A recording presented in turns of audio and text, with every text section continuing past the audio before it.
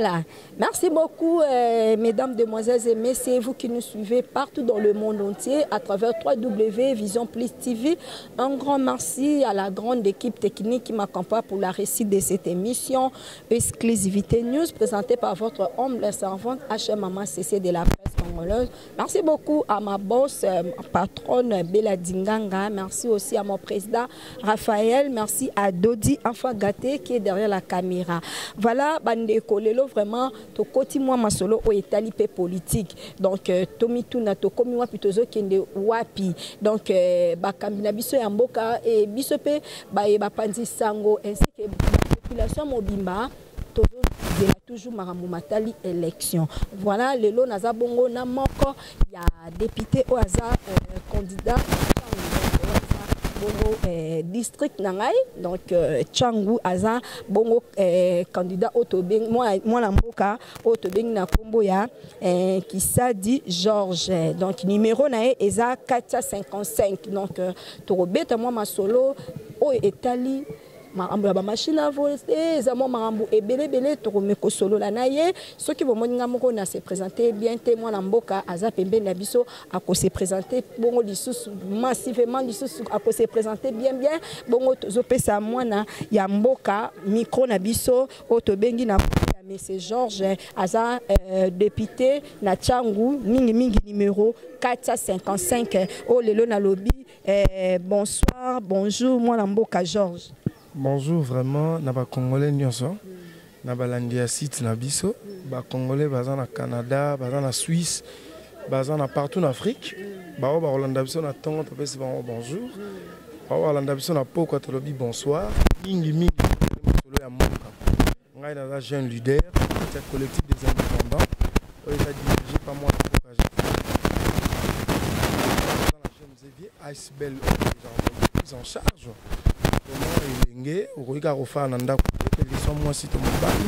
Comment tu vas te comporter par rapport il y a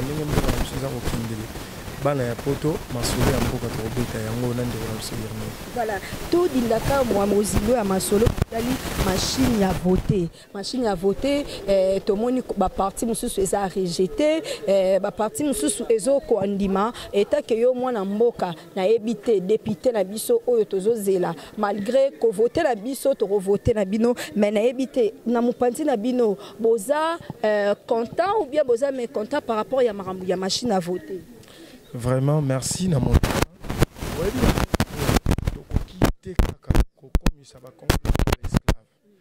vous savez, quelle que soit l'opposition, quelle que soit la majorité, il faut tous à la couleur. Oebi, to bandara liboso, ba opposant, ba bandara liboso non de Kabila alingi ko postuler troisième mandat. Il y a des arrêtés, j'espère aux hommes au Panzi Sango. Oyebi quand même, reçu on a trop, on va parler du peuple, oyebi ne marambango izalaka. Oyebi liboso ezaki que non de Kabila alingi ko sala troisième mandat, alingi ko respecter constitution té. Mais Lelo Oyo a prouvé Bango. Bango a dit que non. Moi, je ne vous ai pas dit que c'est la troisième mandat. Tolongo la Makambo Etali ma constitution. Aujourd'hui, on se retrouve dans Makambo Etali constitution. Makambo Etali appareil à voter. To machine à voter. Maman Nanga Irmine, Tori Kozaba, peuple congolais au Kabé esclavité. Au juste, biso ba congolais to Lukaka Nini. Majorité à Bamboka est belé. Parce que oyebi lobi tozaka na ba appareil to na robenga ba koni lobi tozaka na ba Nokia 3310 mais lelo toma osala ya ba Android vitesse les un peu moins trop toroki karaté que non tozela kaka no urne lelo machine à voter et sungi biso to sala 3 élections na mbala moko to mokolo moko ça veut dire to sala législatif to sala élection présidentielle pe to sala la députation nationale est allée côté la biso ngai mona mboka dans un candidat ya bana Tchangou 455 tous ans la possible élection to ko continuer te que non ba député ba na kati parlement bazala qui déjà élu depuis 2011 alors loi électorale et lobby que à partir de 2016 le 11 wana 2016 bango déjà législatif na bango ici les kaki Ça veut dire que 2017-2018, bah, au foot, à Mayofele, Mboka ba Congolais. Pour aller vite, nous devons aller aux élections. Il faut tenir ma machine à voter. Nani Oyo, ici, à Meka, il faut voter la machine à voter. Machine à voter, Sali MB, Bato, Sali Likamamabe. Alors, bande qu'on a vu sur l'opposition, bah, il est piqué, bah, on est bah, il y a copo ya machine à voter. Ça veut dire que le peuple congolais faut faire la mise sur koki kakate, koki ndara popa et puis ça rabiso que non lelo, sans soit machine à voter ça, donc il y a élection. Alors, nous voulons les élections. Nous voulons les élections pour changer, c'est que le peuple congolais s'attend un jour, ce qu'il est l'élection et ça l'est mis. N'engue pas et puis ça rabiso que l'élection est comme la mission va musus tout le monde a peu 20 ans. Ozomona to yeko continuer à karaté que notre zato beta c'était machine à voter to bandaki d'abord ma constitution. Peuple congolais font la mission. Nous ne sommes pas de la majorité, nous ne sommes pas les opposants, nous sommes le roi naître. Nous sommes indépendants. Biso côté de ça to soutenir ni mibeko ya majorité ni mibeko ya opposition. Biso to la katikati. Totala lelo ndenge mboka za ko kendele. Entre temps que bango bazawana bana bango barana poto na ba opposant na ba ta majorité bala poto fo boyebaka baro bimisaka bandeko na biso barana ki sasa awa na ba marche ba ke ba kangi ba misusu ba ke ba makala ba zongi entre temps que bango mo bana lilo ba mon côté ils devaient se mettre dans une même table parler quelque chose qui doit être important pour l'avenir du Congo. Ce que nous avons besoin c'est le Congo. Les leçons du Congo ezate ceux qui biso to kufi ba obenga yango sous Congo te ba obenga yango mboka moko inhabitable batu bazalaka te mais ceux qui biso toza ça veut dire que le Congo est un inezali. Ba opposant wana ba roboya machine à voter bazape bato babanda ko diriger Congo bato liboso pe asukate. Ça veut dire biso pe bakisa di Georges Toroyaka to diriger les bango ba ko diriger Congo pe okende liboso. Nous devons savoir que mboka mokileza okende pe mbango. Nano mei ko voter la machine à voter na Seychelles ba voter la machine à voter. Na bité soko yebi yango na Sierra Leone ba voter la machine à voter.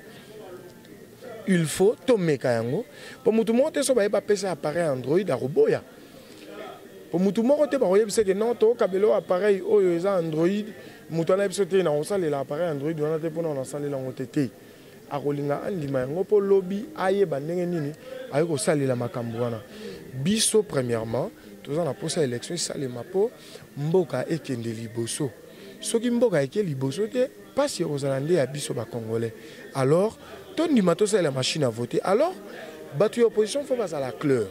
Soit machine à voter, soit transition. Pour tout le monde a bandé Congolais, il y a Belgique. Bah tout coup tout na premier ministre il y a Belgique que non. Ceux qui bandé la majorité, bah on dit ma tokende la transition. Alors il devait être clair. Il y a un peu la ligne qui n'a loba. Et tant que tout le monde opposition, bandé la biso ya Belge. Et tant que avina yo député candidat pardon non au moins premièrement il faut que le Congo ait rien mututé Congo d'abord il y a batunyos Congo et au tikalara ko kufa rapete balumumba babandaka Congo bakufa ba Mobutu babandaka Congo bakufa ndenge ba papa na biso Gizenga aujourd'hui il a 96 ans 97 ans ndenge ba vie na biso papa na biso Etienne Tshisekedi wa Mulumba ba grand litère ba sali ba lita makasi pour notre développement ya mboka pour notre changement ndenge pe mona mboka Joseph Kabila pe ayaka pe na âge à 29 ans azape ko bunda ndenge pe to ko mona pe lelo bande ko na biso Vital Kamerhe bana mboka lokwa ba papa Adolphe Muzitu ndenge pe to mona pe mona mboka Jean-Serge Nyumbe as autorité morale na biso na kata collectif des indépendants ndenge pe to mona pe biso pe bilenge to telemi to lobi ete Congo faut qu'il liboso to lobi ete tokoki kotika te ceux qui va na posa to kene na transition biso na to salite to kotipe na kata ba institution ya mboka te il doit être clair d'expliquer la nation congolaise que non par rapport à ndenge to lingi machine à voter te to kene na transition wana ozasu nde okabila te ezasu nde okabila mutasengi te yango moni biso ba to sa ba indépendant nous sommes en train de demander. Il doit être clair parce que bateau ba au Sibir ce n'est pas et pour peuple congolais monta comme ministre peuple congolais mokote a comme député a comme boy biso to comme député pour to lobela bango mais il y a des ministres aujourd'hui si on dit que non on doit aller à la transition et ça la batu mususo ba na posa lelo ke ba na ba mbongo te il y a aussi la campagne ils ont besoin il y a kokene na moi transition ceux qui bazu moi pouvoir ba ndenge ni ba ko lia peuple congolais font la mission. Yo mto na poto, au Rolanda biso au Canada, aux en Londres, aux en Afrique d'ici, aux en Bamboka mupa ebele bele. Il faut que Congo, même yono aux awana, aux arapé na pasi. Au moins bandeko no ba okufa na Beni, bandeko no ba osala ba marche, il y a ba opposition, to ya majorité ba okufaka. Alors bandeko na biso opposition, il faut base à la claire. Base à la claire na ndenge nini ya koloba été tolingi transition et salema wana eza isusu te ndeko Kabila mutalobi ete transition et salema wana eza motuna oyo bango ne balingi. Voilà. Entre temps que bakoloba ke non pour constituer et biso ete pour Kabila longo na pouvoir, il faut to salanine to kende na maponami basali remise et reprise entre le nouveau président de la République et le président sortant. Barosa la remise et rozala mbala liboso na mboka oyo. Mingi ezala kaka ke non président akufi oyo aye sikoyo kozala mbala liboso yo nanga na bana biso bamona ke non ke mboka na biso pe ke na histoire que président liboso aza vivant akota na mboka ye kotambola. Alors na kati yote ndeko Hermine ya ondelo ko biso photo sepela ete bandeko na biso lokwa ba papa Moïse Katumbi, papa Adolphe Muzitu, ndeko na biso Félix Tshisekedi, papa Vital Kamerhe basangala kiti balobi na Martin Colbert que non il faut qu'il y ait une transition.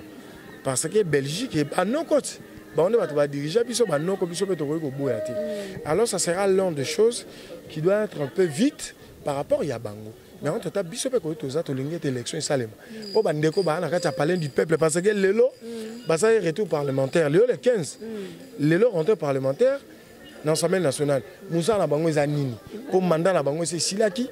Il faut qu'il y ait une élection pour bisope ba kisa du Georges, tous à la élu étant que ba jeune.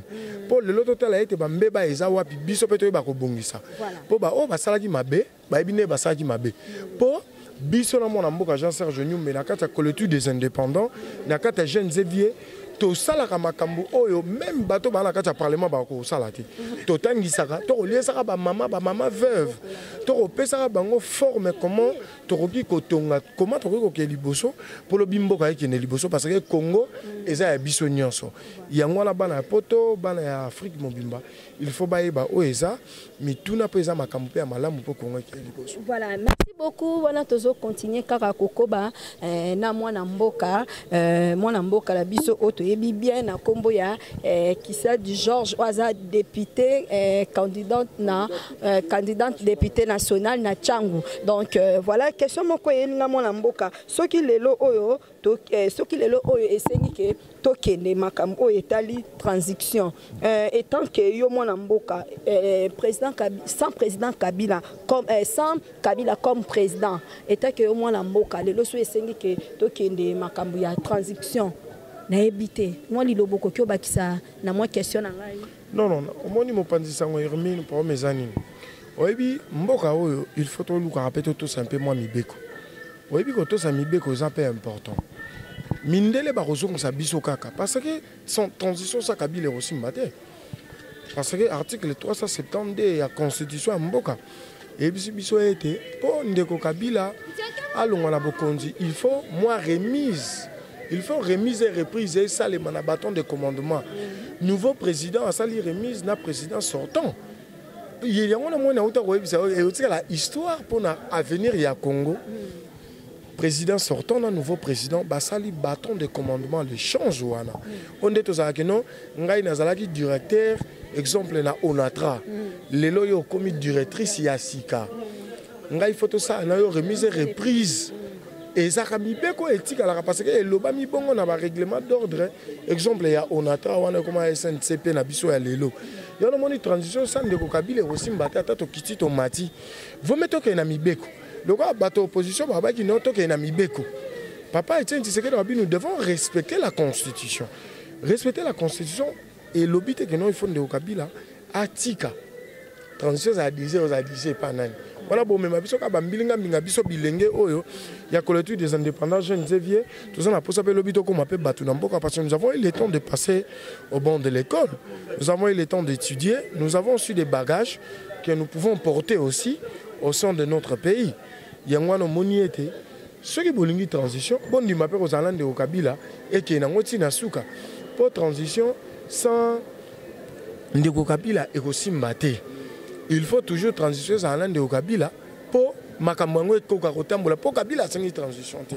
Surtout lundi bien de Kabila obiete to qui na élection entre temps bango baki na Belgique. Mais eko sale mandenge nini ndeko Georges eko sale mandenge nini sans eko sale mandenge nini sans ndeko Kabila azali susu na mandate. Normalement tozaki na bakoro ezalaki na Senko.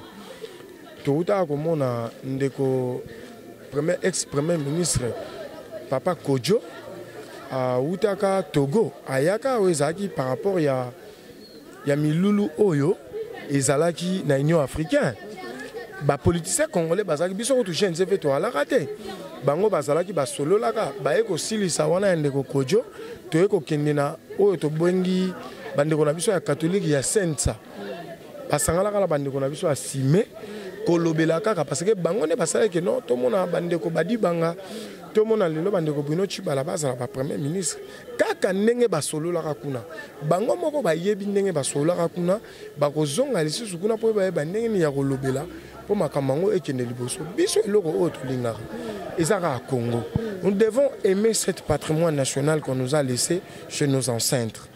Lelo soki balamusi balumumba balamusi ba musée Laurent Désiré Kabila bamoni ndenge mboka eza kokendele ndenge ni ba politicien congolais baza kokoka ko assumer responsabilité ya mboka oyo te et ozala passe ndeni yo koleka na tv ndenge ndiko na biso Sami Badi bangalo bagete poto combattre pauvreté na mboka oyo il faut to pesa congolais nyonso $100 na ebite ndeko Hermine yo so ba pesa $100 est-ce que okotangisa baleki oyo tangisa na $100 na ndimité alors nous ne pouvons pas passer à la télé pour dire des bêtises pour cette nation qui est respectée partout dans le monde. Être congolais, ils ont des blagues, hein? Oui, les lots même arabes, les lots même indiens, les lots même français. Bah, on a souci pas comment on peut congolais, hein? Avoir un pays, il y a malamu. Pour beaucoup de gens, la kimia. Très riche même dans le lobby. Pour le Congo, on a demandé à parquer Mitukabo. N'importe quoi parquer Mitukabo, hein? So parquet pour la police à Roya, so ça à 30 minutes police à y alors tu n'as taxe, ça la boue, mais biso de tchao, on a 4 jours voilà. Il y a un premièrement